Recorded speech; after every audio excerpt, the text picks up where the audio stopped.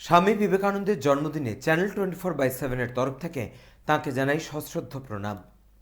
আজ 12ই জানুয়ারি স্বামী বিবেকানন্দের 161তম জন্মদিবস তথা 40তম জাতীয় যুব দিবস উপলক্ষে উৎসবের আবহ বেলুড় মঠে। ভোরে প্রতিদিনের মতো মঙ্গল আরতি দিয়ে দিনের শুরু হলো। মূল মন্দিরের পাশে অস্থায়ীভাবে নির্মিত মণ্ডপে সকাল 8টা থেকে শুরু হয় নানা ধর্মীয় অনুষ্ঠান।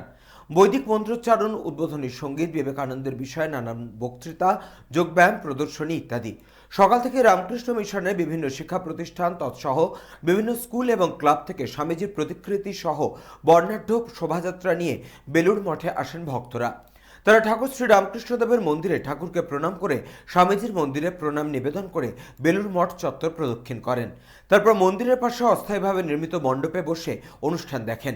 পরিশেষে প্রসাদ নিয়ে বাড়ি ফেরেন। এই বিশেষ দিনটিতে স্বামীজিকে শ্রদ্ধা জানানোর জন্য দূর দূরান্ত থেকে বহু ভক্ত আসেন বেলুড় মঠে।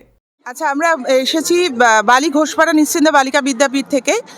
আমরা আমি আমার চাকরি জীবনে 2007 সাল থেকে আসছি, অর্থাৎ প্রতি বছর, শুধু এক বছর ছাড়া বাকি প্রতি বছরই এসেছি। এই যে একটা বিবেকানন্দের যে ভাবাদর্শ এবং তার যে জাতীয়তাবোধ এবং ছাত্রছাত্রীদের প্রতি তার যে অবদান, সেই অবদানটা আমার মনে হয় যে ভারতবর্ষের প্রত্যেক ছাত্রছাত্রীরই এইভাবে জানা উচিত এবং তার আদর্শে অনুপ্রাণিত হওয়া উচিত। আমাদের যেহেতু মেয়েদের স্কুল, আমাদের মেয়েরাও প্রতি বছর এখানে আসে। শুধু আনন্দ নয়, এখান থেকে কিছু রসদ সংগ্রহের উদ্দেশ্যে তারা আসে এবং এই যে কিছু কিছু ছবি এবং বাণী তারা নিজের হাতে লিখে নিয়ে আসে।